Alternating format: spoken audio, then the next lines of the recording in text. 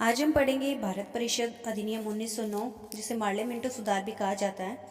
ये सुधार बड़े व्यापक स्तर पर किए जाते थे। इससे पूर्व भी अगर हम संवैधानिक विकास की बात करें तो 1858 का अधिनियम, 1861 का अधिनियम, 1892 का अधिनियम, कुछ अधिनियम ऐसे थे जिन्होंने संवैधानिक विकास की तरफ प्रगति की थी। तो जो 1858 का अधिनियम था वो भी एक महत्वपूर्ण था, क्योंकि इसके द्वारा कंपनी के शासन का अंत हुआ था और ब्रिटिश संसद ने अधिनियम पारित करके ब्रिटिश भारत का प्रशासन ब्रिटिश ताज ने ग्रहण कर लिया था। बोर्ड ऑफ कंट्रोल और बोर्ड ऑफ डायरेक्टर्स पद समाप्त कर दिए गए थे। इसके स्थान पर भारत सचिव और उसकी सहायता के लिए 15 सदस्यों की एक इंडिया काउंसिल बनाई गई। इस अधिनियम द्वारा गवर्नर जनरल को ब्रिटिश भारत में गवर्नर जनरल के पदनाम से तथा अगर वो देशी राज्यों से संबंध स्थापित करता है तो उसका पदनाम वायसराय पुकारने की व्यवस्था की गई। इस अधिनियम से भारत में संवैधानिक विकास की प्रक्रिया आरंभ हो गई, किंतु इस अधिनियम द्वारा केवल गृह स्तरीय कार्य में परिवर्तन किया गया, अतः भारत के प्रशासनिक ढांचे में परिवर्तन करना अनिवार्य था। इसके लिए ब्रिटिश संसद ने 6 जून 1861 को भारत काउंसिल अधिनियम पारित किया। इस अधिनियम द्वारा गवर्नर जनरल की काउंसिल के सदस्यों की संख्या 5 कर दी गई। यह भी व्यवस्था की गई कि जब गवर्नर जनरल की काउंसिल किसी विधेयक को पारित करने हेतु बैठती थी, उस समय कुछ अतिरिक्त सदस्य भी इस बैठक में सम्मिलित होंगे।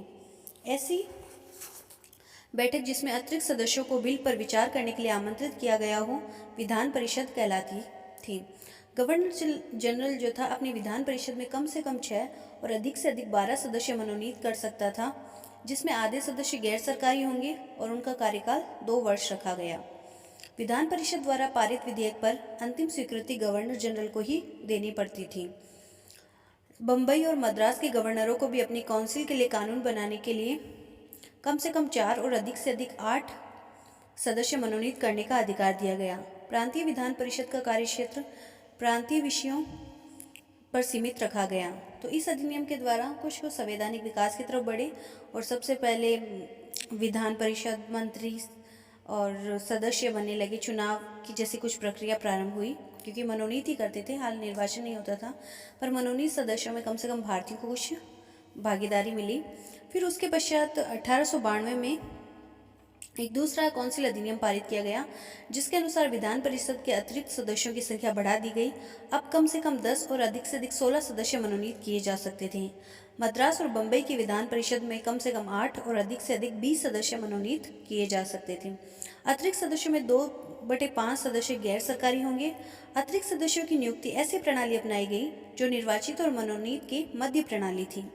विधान परिषद के सदस्यों के अधिकारों में वृद्धि की गई। इस अधिनियम के अंतर्गत सदस्यों को कार्यकारिणी से प्रश्न पूछने तथा प्रश्न के उत्तर पर बहस करने का अधिकार दिया गया, किंतु पूरक प्रश्न पूछने का अधिकार नहीं दिया गया और प्रश्न के उत्तर पर बहस करने का अधिकार भी बहुत सीमित था। विधान परिषद के अध्यक्ष को यह अधिकार दिया गया कि वह बिना कारण बताए किसी प्रश्न के पूछने की अनुमति अस्वीकृत कर सकता है।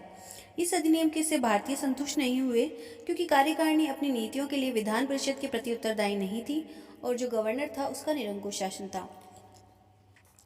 तो इसके पश्चात भारतीयों में उस समय आंदोलन की स्थिति हो गई, क्रांति का प्रसार हो रहा था और जन जागरण फैल रहा था। 1892 से 1909 के मध्य तूफान और दबाव का समय था, क्योंकि लॉर्ड कर्जन आया था, उसने बहुत ही प्रतिक्रियावादी शासन किया था जिसका तीव्र विरोध चल रहा था। उसने 1905 में बंगाल का विभाजन कर दिया, जिससे देश में बढ़ते हुए असंतोष में आहुति का कार्य किया।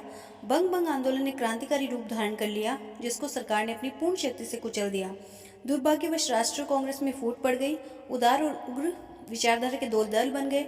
इस फूट का लाभ उठाकर सरकार ने उदारवादियों की पीठ थपथपाने के प्रयत्न किए। गवर्नर जनरल लॉर्ड मिंटो राष्ट्रवाद के वेग को रोकने के लिए हिंदू मुसलमानों में फूट डालना चाहता था, तो उसने वही किया। उसने मुसलमानों को विधान परिषद में अलग प्रतिनिधित्व देने की मांग को प्रोत्साहित करना शुरू किया। गवर्नर जनरल से प्रोत्साहित होकर मुसलमानों ने अपने लिए विधान परिषदों में अलग प्रतिनिधित्व की मांग की और 1906 में मुस्लिम लीग की स्थापना की। लॉर्ड मिंटो ने सुधारों की एक योजना भारत सचिव मार्ले के पास भेजी। यह योजना एक विधेयक के रूप में ब्रिटिश संसद में प्रस्तुत की गई और ब्रिटिश संसद ने इसे 1909 में भारत परिषद अधिनियम के नाम से पारित कर दिया। इसकी जो धाराएं थी वो निम्न थी। पहली थी कि विधान परिषद के सदस्यों की कुल संख्या 69 निश्चित की गई, जिसमें 9 पदेन सदस्य थे और 60 अतिरिक्त सदस्य रखे गए। अतिरिक्त जो सदस्य थे उनमें 28 सरकारी सदस्यों को गवर्नर जनरल मनोनीत करेगा। 32 गैर सरकारी सदस्यों में से 27 निर्वाचित और 5 मनोनीत सदस्य होंगे। 27 निर्वाचित सदस्यों में से 5 मुसलमान, 6 हिंदू जमींदार द्वारा तथा एक सदस्य मुस्लिम जमींदारों, बंगाल चैम्बर ऑफ कॉमर्स और बम्बई चैम्बर ऑफ कॉमर्स द्वारा चुने जाएंगे। और जो शेष 13 सदस्य बचते हैं वो प्रांतीय विधान परिषदों द्वारा चुने जाएंगे। अतिरिक्त सदस्यों का कार्यकाल 3 वर्ष रखा गया। इस प्रकार इसमें ऐसे दिखाने की कोशिश की गई कि निर्वाचित हो रहे हैं, पर अगर हम देखें तो मनोनीत सदस्य और गवर्नर जनरल की सिफारिश से लगे हुए जो सदस्य हैं वो ज़्यादा हो रहे हैं निर्वाचित, और निर्वाचितों में भी फूट डाल दी गई। मुसलमान अलग, जमींदार अलग, और जो मताधिकार था वो बहुत ही सीमित था। संपत्ति का आधार था, जो कि स्त्रियों को मताधिकार उस वक्त तक था नहीं, तो संपत्ति के आधार पर मताधिकार दिया गया था। बम्बई, मद्रास, बंगाल और उत्तर प्रदेश की प्रांतीय परिषदों में भी अतिरिक्त सदस्यों की संख्या 50 कर दी गई, जिसमें गैर सरकारी सदस्यों का बहुमत होता था। किंतु इसका अर्थ यह नहीं कि वह निर्वाचित सदस्यों का बहुमत कर दिया गया। कुछ गैर सरकारी लोगों को प्रांतों के गवर्नर मनोनीत करते थे, जो सदैव गवर्नर के प्रति वफादार रहते थे। इस प्रकार प्रत्यक्ष में तो गैर सरकारी सदस्यों के बहुमत की व्यवस्था की गई, लेकिन परोक्ष में सरकार का ही बहुमत रखा गया। छोटे प्रांतों के लिए अतिरिक्त सदस्यों की संख्या 30 कर दी गई। विधान परिषद के कार्यों और अधिकारों में वृद्धि की गई। उस समय उस सदस्य को पूरक प्रश्न पूछने का अधिकार दिया गया जिसने मूल प्रश्न पूछा हो। स्पष्ट है कि दूसरे सदस्य को पूरक प्रश्न पूछने का अधिकार नहीं दिया गया। बजट पर बहस करने और प्रस्ताव पेश करने का अधिकार दिया गया, किंतु बजट के कुछ विशेष पदों पर चर्चा करने का अधिकार नहीं दिया गया। न ही जो बजट था उस पर मतदान कराया जाता था। विधान परिषद का अध्यक्ष सार्वजनिक हित का बहाना लेकर किसी भी प्रस्ताव को रखने से भी अस्वीकृति दे सकता था। प्रस्ताव प्रस्तुत करने के संबंध में कहा गया कि वे स्पष्ट और निश्चित होने चाहिए, उनमें दलील, अनुमान और आपेक्ष की चर्चा नहीं होनी चाहिए। भारत सचिव को अधिकार दिया गया कि वह मद्रास और बम्बई की कार्यकारिणी परिषद में 2-4 तक सदस्य बढ़ा सकता है, और उनमें कम से कम आधे सदस्य ऐसे हो जो 12 वर्ष तक सम्राट की सेवा में भारत में रह चुके हों।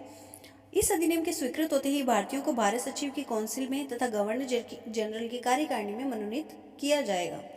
अधिनियम की अब अगर हम समीक्षा करें तो एक तरीके से यह अधिनियम पहले के अधिनियमों की तुलना में काफ़ी विस्तृत था, लेकिन इसमें भी जो शक्ति थी वो गवर्नर के नियंत्रण में ही थी। यह अधिनियम निश्चित रूप से 1892 के अधिनियम से बहुत आगे था। गवर्नर जनरल की कार्यकारिणी में 1 भारतीय को और 2 भारतीयों को भारत सचिव की काउंसिल में स्थान दिया गया। विधान परिषदों का विस्तार करके इसके कार्यों और अधिकारों में वृद्धि की गई। इस अधिनियम द्वारा अप्रत्यक्ष निर्वाचन सिद्धांत स्वीकार कर लिया गया। विधान परिषद के सदस्यों को सार्वजनिक हित के मामलों में सरकार का ध्यान आकर्षित करने का अधिकार दिया गया। भारतीयों को सरकार की आलोचना करने तथा सुझाव देने का अधिकार प्राप्त हुआ, किंतु सरकार पर भारतीयों का कोई नियंत्रण नहीं था। वस्तुतः मार्ले मिंटो सुधार अधिनियम का मुख्य उद्देश्य उदारवादियों का पीठ थपथपाना था। यदि किसी वजह से उदारवादी भी अंग्रेजों का साथ न दे सके तो मुसलमानों को अलग प्रतिनिधित्व देकर उनकी भी पीठ थपथपाई गई। भारतीयों ने उत्तरदायी सरकार की मांग की थी, लेकिन इस अधिनियम द्वारा इस मांग को पूरा नहीं किया गया। इस अधिनियम का उद्देश्य भारत में संसदीय शासन सरकार की स्थापना करना नहीं था, जैसा कि स्वयं मार्ले ने ब्रिटिश संसद में कहा था। यदि इन सुधारों के विषय में कहा जाए कि इनसे प्रत्यक्ष अथवा परोक्ष रूप से भारत में संसदीय सरकार की स्थापना होती है, तो मेरा ऐसे कार्यों से कोई संबंध नहीं। इन सुधारों से कार्यकारिणी और विधान परिषद के संबंध पर भी कोई विशेष प्रभाव नहीं पड़ा, क्योंकि कार्यकारिणी पूर्व की भांति स्वेच्छाचारी रही। गवर्नर जो था निरंकुश था, उसकी शक्तियों पर किसी भी प्रकार का कोई भी अंकुश नहीं लगा सकता था। विधान परिषद में अतिरिक्त सदस्यों की संख्या बढ़ाने का भी कोई प्रभाव नहीं पड़ा, क्योंकि कुछ सरकारी अधिकारी और मनोनीत सदस्य जो होते थे, गैर सरकारी अधिकारियों द्वारा सरकार का बहुमत बना रहता था। क्योंकि जो मनोनीत सदस्य थे, सरकारी अधिकारी थे, कार्यकारिणी के सदस्य थे और सरकार से प्रभावित ही नियुक्त किए जाते थे, तो सरकार का कुल मिलाकर विधान परिषदों में बहुमत रहता था। विधान परिषद सरकार के हाथ की कठपुतली बनी रही। विधान परिषद के सदस्यों के अधिकारों में वृद्धि की गई, किंतु उस पर भी तरह तरह के प्रतिबंध लगा दिए गए। उन अधिकारों को सीमित किया गया। सदस्यों को प्रश्न पूछने का अधिकार दिया गया, किंतु कार्यकारिणी द्वारा उत्तर देना है या नहीं देना है, ये कार्यकारिणी पर छोड़ दिया गया। सदस्यों को सार्वजनिक हित के प्रस्ताव पेश करने का अधिकार था, किंतु विधान परिषद का अध्यक्ष ऐसे प्रस्ताव को प्रस्तुत करने से रोक भी सकता था। इस अधिनियम को लागू करने के लिए जो विनियम बनाए गए, उसमें उग्रवादी राष्ट्रीय नेताओं को चुनाव लड़ने के लिए अयोग्य घोषित कर दिया गया। इस अधिनियम पर अपनी प्रतिक्रिया व्यक्त करते हुए अमृत बाजार पत्रिका ने कहा, शून्य के साथ यदि शून्य जोड़ भी दिया जाए तब भी वो शून्य ही रहता है। इस अधिनियम ने भारतीय राजनीति में सांप्रदायिकता के विषैले तत्वों का ऐसा बीजारोपण किया जो 1947 में देश के विभाजन के रूप में पल्लवित हुआ। निर्वाचन क्षेत्रों को क्षेत्रता के स्थान पर धार्मिक, व्यावसायिक और संपत्ति के आधार पर विभाजित किया गया। इस प्रकार निर्वाचन प्रणाली द्वारा विभिन्न हितों एवं संप्रदायों में परस्पर फूट उत्पन्न करने का प्रयास किया गया। मुसलमानों को अलग प्रतिनिधित्व देकर उनको हिंदुओं से अलग होने की प्रवृत्ति उत्पन्न की गई। यह विषैला पौधा यहीं समाप्त नहीं हुआ, बल्कि अंग्रेज प्रशासकों ने समय समय पर इसको सिंचित, पल्लवित होने में सहयोग दिया। अंत में इसी से सांप्रदायिक खड़क द्वारा भारत का विभाजन हो गया, क्योंकि मुसलमानों को लॉर्ड मिंटो ने प्रोत्साहित किया था अलग प्रतिनिधित्व के लिए और मुस्लिम लीग की स्थापना में भी सहयोग किया था। यह अधिनियम भारतीयों को संतुष्ट करने में असमर्थ रहा। स्वयं गोखले ने, जो उदारवादी नेता थे, कहा कि इन सुधारों में अच्छी बातें अवश्य थी, किंतु सरकारी नियमों व उपनियमों द्वारा उन्हें नष्ट कर दिया गया। उन्होंने सांप्रदायिक चुनाव प्रणाली की भी घोर निंदा की।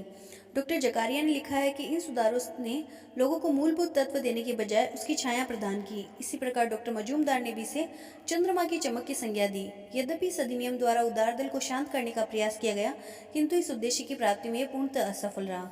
इस प्रकार जो ये अधिनियम 1909 का अधिनियम था, तो इस अधिनियम ने भारतीय राजनीति में कुछ नए तत्वों का विकास किया, जैसे कि चुनाव प्रणाली में थोड़ा विकास किया, सदस्यों की संख्या बढ़ी विधान परिषद की, पर साथ ही साथ उसमें सांप्रदायिकता का बीज फिर इससे जब मुसलमानों को अलग प्रतिनिधित्व दिया गया, तो आगे जाके 1919 के अधिनियम में अल्पसंख्यक, एंग्लो इंडियन, ईसाई, सिख, इनको भी अलग अलग प्रतिनिधित्व की मांगे उठी। इस आधार पर भारतीयों को आपस में लड़ाया गया और जो मताधिकार था वो बहुत ही सीमित था, केवल संपत्ति का आधार था, जो कि इस कारण बहुत से लोग जो थे मत देने से ही वंचित रह जाते थे। तो कुल मिलाकर इस अधिनियम से सिर्फ अंग्रेजी सरकार भारतीयों के उदारवादियों को संतुष्ट करना चाहती थी, मुसलमानों को संतुष्ट करना चाहती थी। उदारवादी भी संतुष्ट नहीं हुए और भारत का संवैधानिक विकास तो हुआ नहीं, साथ ही साथ सांप्रदायिकता का बीज भारत में आ गया, जिसके कारण 1947 में भारत का विभाजन हुआ।